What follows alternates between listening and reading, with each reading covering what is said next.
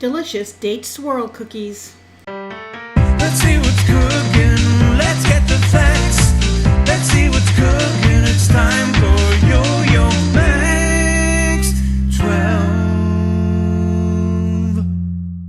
Hello everyone, starting off with a medium-sized saucepan. We're going to make the filling. That's 2 cups of chopped dates, 1 cup of water, a cup of chopped nuts. The kind is up to you. I used pecans, or you could leave them out altogether.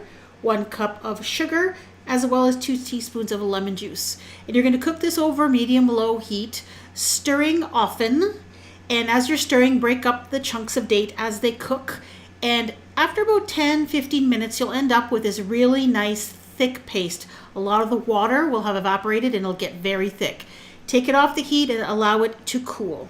Now we're going to make the cookie part. That's 1 cup of butter at room temperature, a cup of white sugar, a cup of packed brown sugar, and you're going to cream those things together until light and fluffy. Then you'll add in 3 large eggs and blend those in. And once that's nice and smooth, add in a teaspoon of lemon extract, 4 cups of all-purpose flour, as well as a teaspoon of salt and 3/4 of a teaspoon of baking soda.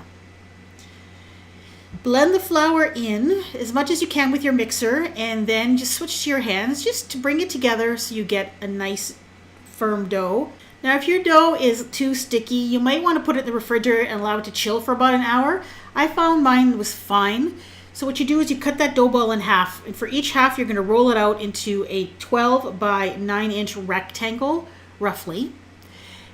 I put mine on parchment paper just so it was easier to deal with.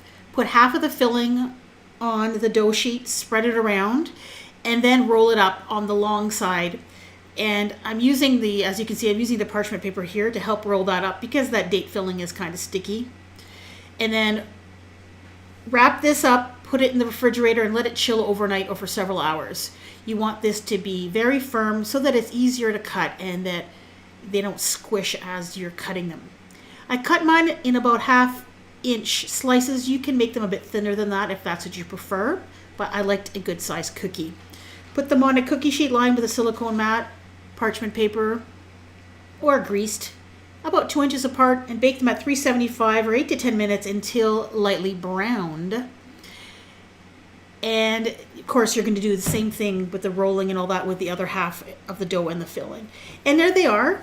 It's a delicious date cookie. If you love dates, you're going to love these. The cookie is kind of a tender cookie. It's not super crunchy, and the filling is just delicious. The only thing I changed about the way I made these was I should have tightened up the roll a little bit more as I was rolling it, and I would add a prettier spiral inside of the actual cookie itself.